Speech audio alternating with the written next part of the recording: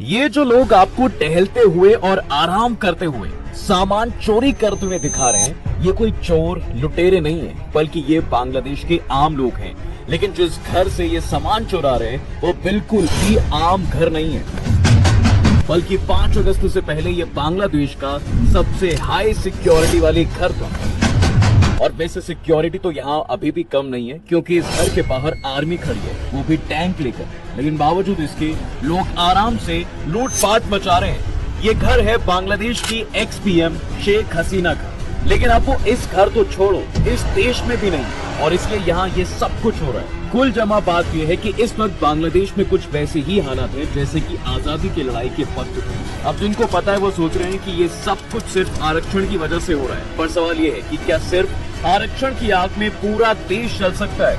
आखिर ऐसा क्या हो गया कि देश के पीएम को ही देश छोड़कर जाना पड़ गया, और इतने बुरे हालात आखिर हो कैसे गए, और सबसे जरूरी इंडिया पर इसका क्या असर पड़ेगा? चलिए सब कुछ समझाते हैं और शुरू से शुरू करते हैं। Bangladesh at this hour, reports are now suggesting that the Prime Minister Sheikh Hasina has in fact resigned.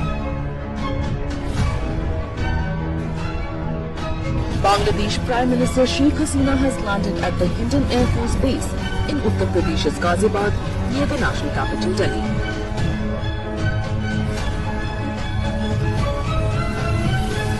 सबसे पहले अभी के हालात की बात करते हैं। बांग्लादेश में पिछले 3 हफ्ते ऐसे गुजरे हैं जैसे वहां पर 1971 के बाद एक बार फिर से आजादी की जंग छिड़ गई हो। स्टूडेंट से लेकर विपक्षी नेता तक हर कोई सरकार के खिलाफ सड़कों पे आ गए थे।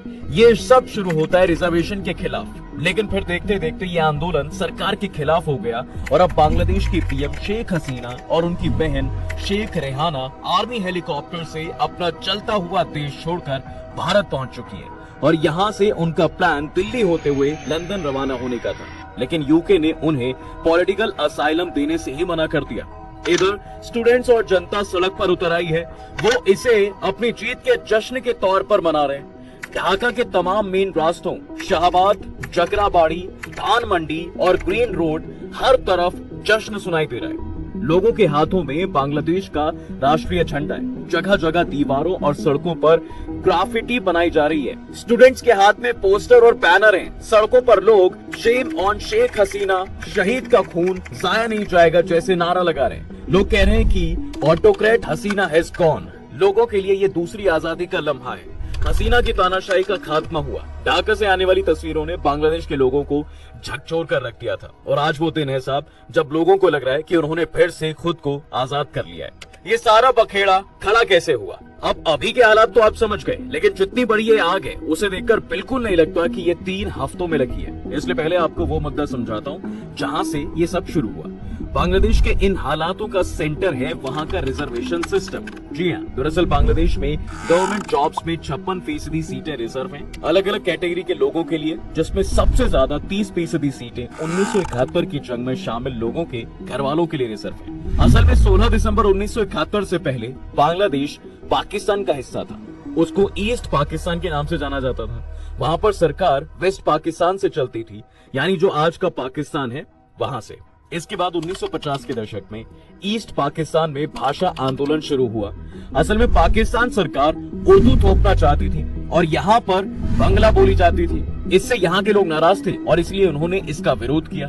अब सरकार ने विरोधियों को ताकत के दम पर कुचलने की कोशिश की, मगर प्रोटेस्ट बढ़ता चला गया। इन विरोध प्रोटेस्टों को आवामी लीग लीड कर रही थी। फिर 1970 का साल आता है, पूरे पाकिस्तान में चुनाव हुआ। इसमें आवामी लीग को जीत मिली, मगर उनको सरकार की कमान नहीं दी गई, जिसके चलते ईस्टर्न पाकिस्तान में हिंसा भड़की। इसके बाद पाकिस्तानी फौज ने ऑपरेशन सर्च लाइट चलाया, जिसमें पूरे ईस्टर्न पाकिस्तान में नरसंहार किया गया। वहीं आवामी लीग के नेता शेख मुजीबुर रहमान को भी अरेस्ट कर लिया गया। ये शेख मुजीबुर रहमान कोई और नहीं बल्कि शेख हसीना के पिता ही थे।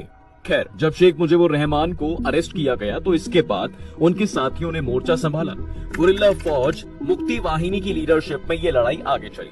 अब इधर भारत ने भी उनकी मदद की, मिलिट्री और डिप्लोमेटिक सपोर्ट दिया। जब दिसंबर 1971 में पाकिस्तान में भारत पर हमला किया, तब सेना भी भेजी गई और आखिरकार 16 दिसंबर 1971 को पाकिस्तानी फौज ने ढाका में सरेंडर कर दिया।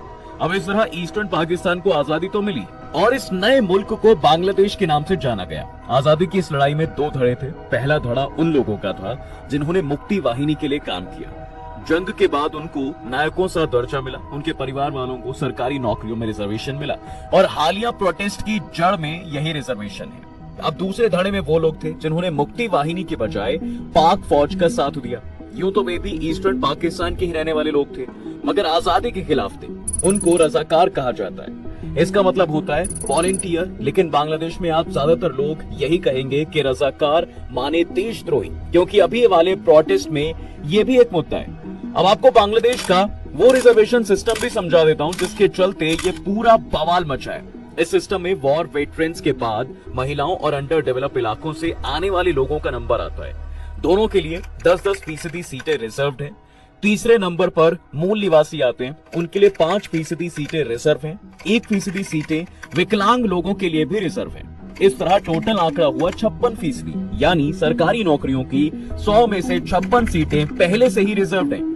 जनरल कैंडिडेट सिर्फ 44% सीटों पर कॉम्पीट कर सकते हैं। अब बांग्लादेश में सरकारी नौकरी की चाह बढ़ रही है। क्यों? वजह वही है जो इंडिया में है और इसलिए आपके और हमारे घर वाले कहते हैं कि बेटे सरकारी नौकरी की तैयारी करो। जी हाँ, वो भी सरकारी जॉब्स प्राइवेट जॉब्स के मुकाबले में ज्यादा स्टेबल और ज्यादा बलुए वाली होती है। ऊपर से जैसे जैसे बेरोजगारी का ग्राफ ऊपर जा रहा है, नौजवानों के लिए सरकारी नौकरी ही आखिरी ऑप्शन बनकर उभरा है। लेकिन कोटे की वजह से इसमें कंपटीशन बहुत है और यही कोटा सिस्टम के विरोध की एक बड़ी वजह भी है। इसके खिलाफ पहला बड़ा प्रोटेस्ट 2018 में हुआ था। तब राजशाही यूनिवर्सिटी से आंदोलन शुरू हुआ। धीरे धीरे यह राजधानी ढाका और दूसरे बड़े शहरों में फैल गया। प्रोटेस्ट करने वाले बच्चों ने पूरे मुल्क को जमा कर दिया। प्रोटेस्ट करने वाले इन बच्चों की मांग थी कि इस रिजर्वेशन को कम किया जाए। सबसे ज्यादा विरोध सेना के परिवार वालों को मिलने वाले रिजर्वेशन का था। अब तक ढाका के अलग अलग यूनिवर्सिटी के बच्चे प्रोटेस्ट कर रहे थे। इनमें विपक्षी पार्टी के स्टूडेंट्स विंग और गैर राजनीतिक बच्चों के ग्रुप भी शामिल थे। लेकिन फिर 1 जुलाई को सभी बच्चों ने एक बैनर तले प्रोटेस्ट करने का फैसला किया और उस दिन स्टूडेंट्स अगेंस्ट डिस्क्रिमिनेशन नाम का नया संगठन वजूद में आता है। इसके बाद जुलाई में पूरे बांग्लादेश में प्रोटेस्ट तेज हुए और 15 जुलाई को सबसे पहले हिंसा की खबर आती है। बांग्लादेश की डेली स्टार अखबार के मुताबिक इस दिन स्टूडेंट लीग के लोगों ने प्रोटेस्ट कर रहे बच्चों पर हमला किया। अब ये छात्र लीग क्या है? ये शेख हसीना की पार्टी आवामी लीग का स्टूडेंट्स विंग है। अखबार के मुताबिक 15 जुलाई को स्टूडेंट लीग के लोग ढाका मेडिकल कॉलेज के कैंपस में घुसे। यहाँ मारपीट हुई। इसके अलावा उन्होंने कैंपस में मौजूद अस्पताल में एडमिट घायल बच्चों पर भी हमला किया। 16 जुलाई तक ये प्रोटेस्ट ढाका के बाहर पहुंच चुका था। ढाका, चटगांव और रंगपुर में आवामी लीग के कार्यकर्ता छात्र लीग की प्रोटेस्ट कर रहे स्टूडेंट्स के साथ से मुठभेड़ हुई, जिसमें 6 लोगों की मौत हुई। इसके बाद इन बच्चों को श्रद्धांजलि देने के लिए 17 जुलाई को ढाका की अलग अलग यूनिवर्सिटी में बच्चे इकट्ठा हुए, लेकिन पुलिस ने इन लोगों पर भी हमला कर दिया। इससे आंदोलन और भड़क गया और इन लोगों ने 18 जुलाई को देश भर में तालाबंदी का ऐलान कर दिया। इसके बाद सरकार वर्सेस प्रोटेस्ट हो गया और 22 जुलाई तक मरने वालों की संख्या 146 हो गई थी। इसके बाद जब सरकार पर दबाव पड़ा, उन्होंने पूरा कोटा सिस्टम रद्द कर दिया, पर सरकार के फैसले के खिलाफ लोग अदालत चले गए। फिर 5 जून 2024 की तारीख आई। कोर्ट ने 2018 के फैसले को अवैध करार दिया और पहले वाले कोटा सिस्टम को फिर लागू करने के लिए कहा। अब जिसके खिलाफ स्टूडेंट्स ने इतना बड़ा प्रोटेस्ट किया, तो जाहिर सी बात है कि वो इस फैसले से खुश नहीं थे और बहुत सारे बच्चों ने इसका विरोध भी किया। कई हफ्तों तक ये प्रोटेस्ट शांति से चला और मामला सिर्फ नारेबाजी और रैलियों तक ही सीमित था। मगर 15 जुलाई को हिंसा भड़क गई। इसकी शुरुआत ढाका यूनिवर्सिटी यानी डीयू से हुई थी। यूनिवर्सिटी के बाद कई और कॉलेजेस इस आग की जद में आए। फिर तो चेंज शुरू हो गई साहब। इस समय पूरा बांग्लादेश अस्त व्यस्त है और उसकी लीडर देश छोड़ चुकी है। 2009 में दूसरी बार बांग्लादेश के प्रधानमंत्री शेख हसीना लगातार 15 सालों से बांग्लादेशी बागडोर संभाले हुए थी, अपने इकोनॉमिक सुधार वाले फैसलों के लिए दुनिया भर में, खासतौर पर साउथ एशिया में खासी चर्चा बटोरी है। कुछ हफ्ते पहले किसी ने सोचा तक नहीं था कि उनके टेन्योर का एंड इस तरह से होगा। बांग्लादेश से भागे क्यों? अब अगर मैं आपसे कहूं कि शेख हसीना के बांग्लादेश से भागने की वजह कुछ और नहीं बल्कि उनकी जान को खतरा है। जी हाँ, दरअसल एक बार वो अपने पूरे परिवार को खो चुकी हैं। परिवार का कत्ल शेख हसीना बांग्लादेश के राष्ट्रपति कहे जाने वाले बंगबंधु शेख मुजीबुर रहमान की बेटी है। 15 अगस्त 1975 की बात है। बांग्लादेश को आजाद हुए 4 साल हुए थे। शेख मुजीबुर रहमान देश के राष्ट्रपति थे। सेना के 2 अधिकारी कैप्टन मजलूल हुडा और मेजर नूर ने शेख मुजीबुर रहमान और उनकी पत्नी और 3 बेटों की हत्या कर दी। शेख हसीना और उनकी बहन इस हमले से इसलिए बच गए थे क्योंकि उस वक्त वो बांग्लादेश में नहीं थी। ऐसे में उन्हें डर है कि अगर वो बांग्लादेश में रुकती तो जो उनके बाकी परिवार के साथ हुआ है वो उनके साथ भी हो सकता है। अब आगे बांग्लादेश में क्या होगा? तो दोस्तों अब चर्चा इस बात की है कि बांग्लादेश में तख्ता पलट होने वाला है। क्या सेना के हाथों में सत्ता आ जाएगी? अब जैसे बांग्लादेश में हाल है, इस पॉसिबिलिटी को नकारा नहीं जा सकता। अभी के लिए तो सेना इंटरिम गवर्नमेंट बनाने की बात कर रही है, लेकिन बांग्लादेश का इतिहास बताता है कि यहाँ पर सेना भी सरकार में आ सकती है। बांग्लादेश में तख्ता पलट का इतिहास काफी पुराना है। 1971 में आजादी पाने के बाद बांग्लादेश में सिर्फ 5 सालों तक एक डेमोक्रेटिक सरकार चल पाई थी। उसके बाद 1975 में तख्ता पलट हुआ और सेना ने देश की सत्ता पर कब्जा कर लिया। फिर 1990 तक बांग्लादेश की सेना ने ही वहां पर सरकार चलाई। 2009 में भी शेख हसीना के सत्ता में आने से पहले देश में एक मिलिट्री सपोर्ट वाली कार्यवाहक सरकार चल रही थी। ऐसे में बांग्लादेश की सेना और वहां की सरकार के बीच में काफी करीबी रिश्ते देखे जाते हैं। बांग्लादेश की सेना का वैसे तो मानना है कि सरकार को स्वतंत्र रूप से काम करना चाहिए, लेकिन जब जब देश में अनस्टेबिलिटी का दौर आया, सेना ने एक्टिव तौर पर न सिर्फ सत्ता में अपनी भागीदारी दिखाई बल्कि कई मौकों पर सरकार बनाने का काम भी किया। एक बार फिर से देश में कुछ वैसे ही हालात है। शेख हसीना के इस्तीफे और उनके देश छोड़ जाने के बाद बांग्लादेश सेना प्रमुख ने ऐलान किया है कि देश में अंतरिम सरकार बनेगी।